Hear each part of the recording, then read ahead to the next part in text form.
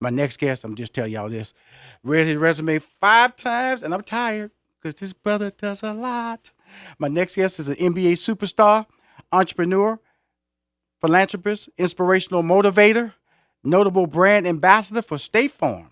In 2005, Chris and his family established the CP3 Foundation, a philanthropic partnership with the Winston-Salem Foundation in honor of his late grandfather. The foundation's efforts are truly a family affair, and with its 10th anniversary, the foundation officially changed its name to the Chris Paul Family Foundation to include the involvement of Chris's wife, parents, brother, sister-in-law, and extended family members. He is a man that I am a fan of because of what he stands in life, because he stands up for himself and the people around him and his community. Please welcome to Money Making Conversations, Chris Paul. What's going on? Chris, I'm gonna tell you something. I'm originally from Houston, Texas. Okay, and so Is that right? yes, sir. I'm based in Atlanta, but I'm originally from Houston, Texas. And the thing that impressed me, I was always impressed with you before you got traded to Houston. Let's go and be real about this. Okay, if you're a guy who knows sports and understands sports and know your history as a man, as an individual, as a leader, you impress. But as soon as you got to Houston, you got involved in the community. Explain that drive. As soon as he gets there, I'm on TV. He's passing that food. What drives that direction in your life so strongly? I think for me, it's always been my support system and my family. Growing up in North Carolina, everything was always about like helping others and understanding that you don't get anywhere on your own. And the day I got traded, to Houston, I became a Houstonian. Right. So with the hurricane happening, that was tough. To see, now part of my extended family enduring what they were having to go through. I wanted to do as much as I could and do my part and help as much as possible. And just not even the fact that I, got traded to Houston, just because, we all are people. Right. It's a big family. So Right. And that's really important because, it's like, because I know that like you said, you're in Houston now, but you're still helping people in other areas. That's what we're on the call today to talk about how you just feel a need to shape a better life for people you don't know. And that's an important value system for you, correct? yeah, I think for me, I've always looked at basketball as a tool. Like I love the game more than anybody, but I always say, basketball is what I do. It's not who I am. Right. If I'm remembered, if I'm remembered, when I leave this earth as just this amazing basketball player, then I feel like, my life was a failure. There's so many people who have helped me get to where I am today that, it's paying it forward and just trying to teach and educate, especially the youth, not only my own kids, especially them, but everyone. Just try to teach them because I'm 34 and I'm still learning. I tell people that, and so we're on the same page. I tell people I wake up ignorant every morning. That way I'm Right, willing to accept information that's being delivered to me. Because if you wake up thinking you right, know it all, then guess what? You're going to miss some valuable information, some valuable advice. And that's also a humble side of you that I feel, that rings out for you. Because naturally as an athlete, and you're such a gifted athlete, there's a necessary feeling that, you are in some ways immortal. You're invincible because that craft, you're so good at it. But in the business right. world, when you go into the business world and the charitable world, it's filled with so many flaws because, you get on the court, you see the length of a basketball court, that rim's 10 feet, where that free throw line is going to be this far. But when you get in the Right. business world, those dynamics disappear. That's when it also gets really interesting and challenging, correct? Yeah, it gets very interesting because what happens also is a lot of times people see you on television or they see you on that court and they think that's all you know. They think all you know is how to put a ball in a basket, Right. and that's not the case. Not only myself, there's a lot of intelligent athletes out there, and I think that's why we have to continue to learn. And it's funny, sometimes when you do get in the business world and people shake your hand, and they make a comment, and they're like, "Oh, you know about this?" I'm like, "Yeah, we only play the games from 7:30 to 9:30." That's so true. You know, It's really interesting because, and I totally agree with you that because when I was managing Steve Harvey, and whenever we was doing deals, it was so much energy put in his direction because he was the star. Steve Harvey, Right. I was just doing the deal. I will tell you, because of my who I was, an African American, a lot of shade was thrown my way, like I didn't know what I was doing, like I was his running buddy, like I was his boy. And I would always Right. tell him, "You gonna talk to me later." I would just tell him, "You gonna talk to me later," and Right. because people will disrespect you by stereotyping you, and that's what you're saying as an athlete. I was being stereotyped because guess what? And LeBron runs through that same problem with his boys because they call him cruel. They disrespect the fact that you can be of a certain color, a certain gender, and feel that you can't compete mentally in this corporate game, this game of closing deals. And that's what you're playing in every day. Because I look at all these brands and partnerships that you're tied to. It's amazing that you're so well rounded, Chris. Try to at least. And over the years, I've had some unbelievable mentors who I paid attention to, and like you just said there, it's never having too much information. Yes. Always wanting to learn, um, and that's what it is. I mean, I talk about a lot of times as a professional athlete. I got drafted into the NBA when I was 19, Mm-hmm. about to turn 20 years old. Yes, sir. And you're young. You don't know about financial literacy. You don't know about a lot. Right. And so if you don't try to seek some of that knowledge, your career can go by, and now you're just sitting there like, what do I do now?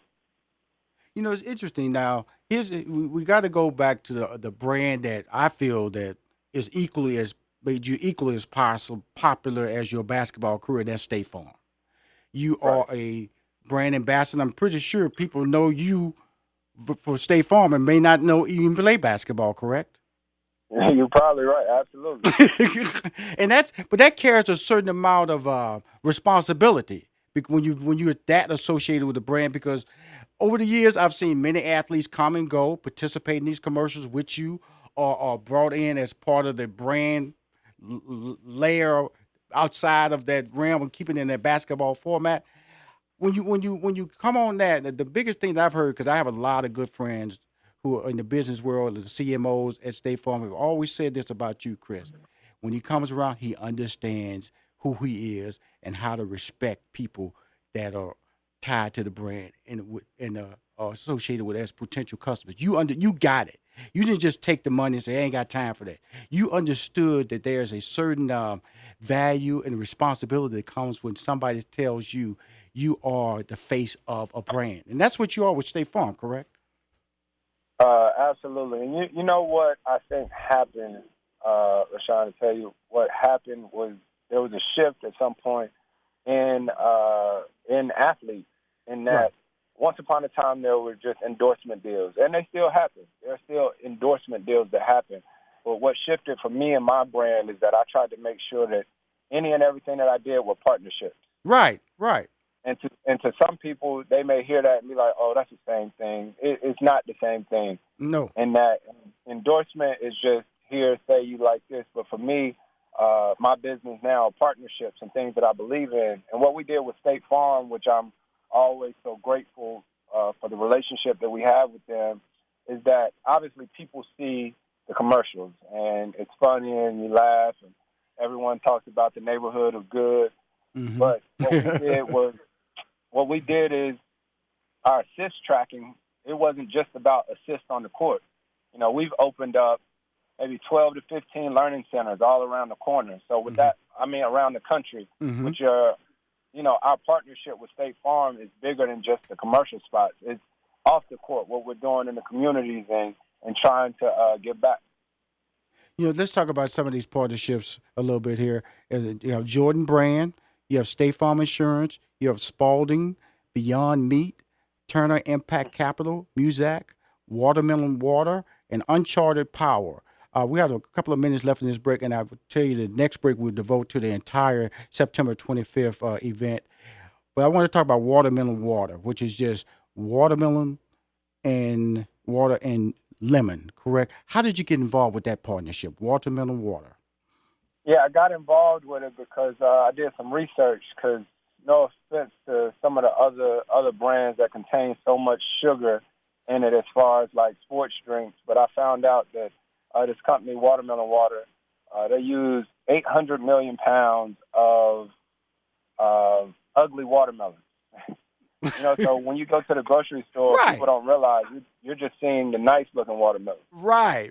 So Right. the ugly watermelons that don't make it to the shelf, that's where we make our product. And it contains potassium, and it's a lot healthier for you. And I like it, and I've enjoyed being part of the company. Well, it's amazing that watermelon contains 92% water. So basically, when you're Right. eating watermelon, you're basically almost drinking. And I know whenever I'm trying to get to a curve in my diet, I always consume a lot of watermelon. It's really good for my diet.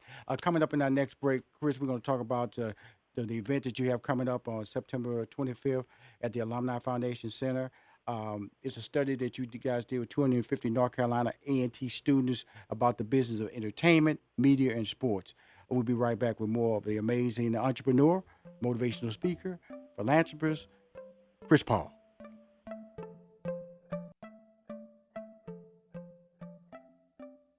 Hi, this is Rushion McDonald, and I'm speaking to what I like to call the modern athlete, because especially with social media, because social media I call your press conference. You can call your own press conference. You don't say that anymore because people have social media. They can deliver the messages right from their mobile phone.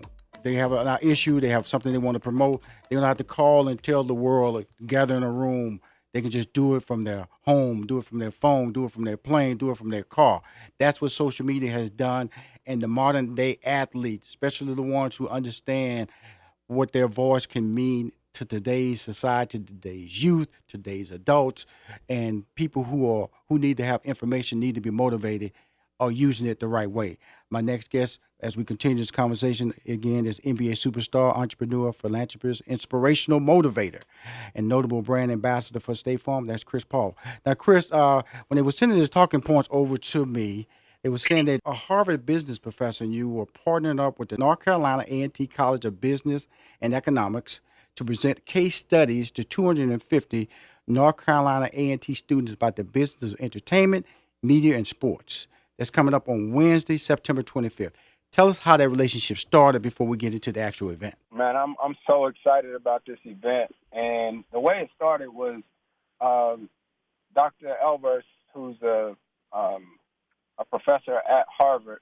She does a course every summer, right, which a lot of people have had an opportunity to attend, and it's a great course on sports, business, and entertainment. Right. Mm-hmm. I had an opportunity to attend and was like, man, this is really nice. And I'm sure a lot of times people are always wondering why I'm so passionate about HBCUs. Right. Right. Being that I attended Wake Forest University. Right. So everyone in my family, I think probably except for me, went to HBCUs. Right. Mm-hmm. But in my brain, I went to a HBCU. Love it. Just because growing up, I was always at Winston-Salem State. Two of my little cousins just graduated from North Carolina A&T. My brother went to Hampton his freshman year. Mm-hmm. And I really just got passionate about trying to do my research and figure out why, some courses aren't offered at HBCUs that are other schools. And when this opportunity presented itself, we were like, let's do it. Well, it was amazing because right now, this week, Stephen A. Smith and I are working on really galvanizing the voice and the awareness of the academic arena called HBCU, University and College. This week, I went to ESPN, sat down with them and Stephen A. Smith, and we're going to Wilmington, Delaware this Friday. Mm-hmm. And we're doing what we call HBCU Week College Fair. It's something that was going on for 2 years. And we want to be the ambassador of the brand and give a national voice. And that's what you're doing right here. But, if you look at ESPN right now, you see nothing but promos. Prior to the actual broadcast, Chris, we're doing the HBCU experience, Battle of the Bands, drum lines, step show, Q stepping, Delta stepping. So everybody who attends can see what that experience is all about. We're going to have grad chapters, undergrad chapters. Then during the broadcast, we're going to have guests on there talking about the HBCU experience. Magic Johnson is going to be there talking about his entrepreneurship side. Troy Vincent is going to be there talking about the NFL and their HBCU initiative in sports management. And that's what I was so excited about this interview because it felt so timely to what I'm doing with Stephen A. Smith. Because so Stephen A. actually attended Winston-Salem State. Absolutely. Winston-Salem State University. And he was there with Clarence Big House Gaines, who used to come watch me play when I was in high school, and it's so exciting. It's something we've been working on now for about 2 years, 2 or 3 years, and I'm excited to take it to A&T to show the students. You know, we work with the dean and everyone there at the school, and we got 250 kids because we want to gauge the interest. You know, so gauge the interest. So we got 2 case studies that we're going to do with the kids at school just to get their engagement and teach them a little bit about sports and entertainment. And we hope that this continues to grow. And if there's the right reaction and people are interested, we hope to expand this to other HBCUs.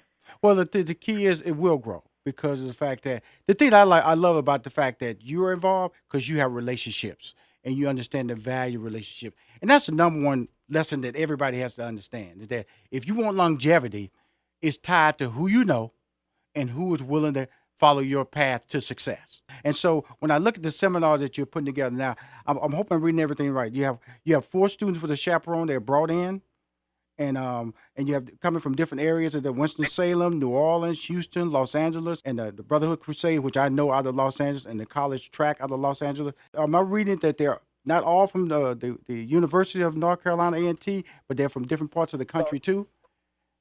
So that's a program that I have called Club 61. Okay. So that's different from this initiative. So Club 61 is a thing that I started. So my late grandfather was murdered my senior year in high school by 5 teenagers, and my grandfather was 61 years old when he passed away. Right. Mm-hmm. And my first high school game, which was the day after his funeral, I scored 61 points. 1 point for every day that every year that my grandfather was alive. Right. And so that's the meaning behind my Club 61. But what I do with Club 61 is I bring 4 to 5 kids from all of the NBA cities that I played in, including my hometown of Winston-Salem. Mm-hmm. And I brought them together for about 3 or 4 days, and we had some amazing speakers. We had Angela Rye talk to them about social justice, and we took them over to Goldman Sachs to talk to them about financial literacy. Right. Mm-hmm. And we just literally took 3-4 days to teach and learn. Mm-hmm. See, we're just talking about you, and we're just talking about Rushion McDonald. But to accomplish these tasks that you have a team. Let's talk about the team that surrounds Chris Paul. Man, listen, my team is unbelievable and unmatched. And let's give him some applause. Come on. If you show me somebody that doesn't have an amazing team around them, then they're lying. And I'll tell you first and foremost that it's not me. Like, I'm glad that I can be the voice or whatnot, but my team, which consists of a number of people. But I mean, definitely have to start with my wife, right, who is everything. I've been with my wife since I was 18 years old. Congratulations. And she is absolutely the point guard of the family. Mm-hmm. You know, I just play it for my team. Mm-hmm. But then I got my parents. I'm so blessed and fortunate to have a mom and dad. My older brother, who's my business manager. I also have a woman named Carmen Wilson, who is unbelievable. And it goes on and on. We're really a family when it comes to our operation. And that's really important because family, I look back at my life. I tell people when I opened my comedy club in 92, it was my family who worked the door. It was my family who set people down. I wouldn't be here without my family. So I understand the value of your conversation because it's that support system. It can be family, it can be friends, but you got to have that support system. And I want to apologize right quick, Chris. I jumped to Club 61. Really, I want to get back over to what we really originally brought you on the phone to talk about the business, entertainment, media, and sports event that's happening September 25th at the Alumni Foundation Center. Please tell us in more detail exactly what the agenda is going to be. I know we have 250 North Carolina A&T students. Talk a little bit more about that. So the students, they're going to participate in a class, right? And yes, sir. They'll discuss case studies. So that's what we did when I went to the class at Harvard. So we'll have case studies, and it's cool because one of the case studies is on D. Wade, who's right, like my brother, one of my really close friends, and we'll get a chance to go over some of his business things that he's had over the years and decisions that he had to make. And same thing we'll do for the Walt Disney Studios, which is a huge company, Right. major company. And we'll get to have discussion. And I think the best thing about the class is that it provides brainstorming, and then you also get a chance to get some real information that a lot of times people don't know. Right. And that's why I'm so excited to be a part of it also, because, I've been blessed, like I said, to be in some of these rooms and some of these decisions and how they've been made. So to talk to the students and let them ask questions and, basically get behind the curtain on a lot of major deals. It really, and when you talk about the Walt Disney brand, and this is what he's really saying. Let's look at the Walt Disney brand. Let's break that down. ESPN, Hulu, Fox, okay, Disney Plus, ESPN Plus, all of the parks. So when you just grab Disney alone, you got the whole gamut. Right now, worldwide, they got the 6 highest grossing movies in the world is Walt Disney owned. Correct. ABC, don't want to forget a Freeform. So when you're talking about Disney alone, it will just shock these young people to know that how far its brand that you're associated Rushion, with. You might say, Rushion, huh? Pixar, Marvel. Oh, he gonna check me now. He gonna check me like. No, I'm just saying. I'm just messing with you, Chris. I'm just messing with you because you're right. It's so much. Pixar, Marvel, which had Black Panther, absolutely. Black Panther, yeah. So all of these different types of things. First of all, I want to let you know, thank you for coming on my show. I want to let you know, please, anything you promote, I'm a fan. I'm based in Houston. I still got a home in Houston. I live in Atlanta. I've been in New York. I'm doing a lot of things. I am a fan. I went to the University of Houston. I also did not go to an HBCU school, but I have an endowment at my University of Houston. But I am going to be a major player as far as a voice for HBCU schools. So know whenever you need to come our way, Stephen A. Smith way, Rushion McDonald way, Ricky Smiley way, we will be there for you, brother, because HBCUs need that same voice. Here, I promise. What'd you say there? I said, and same here. Thank you, my brother. And thank you for getting on this call, and I appreciate you, man. And keep your family high, man, because guess what? They're the reason you're strong, okay?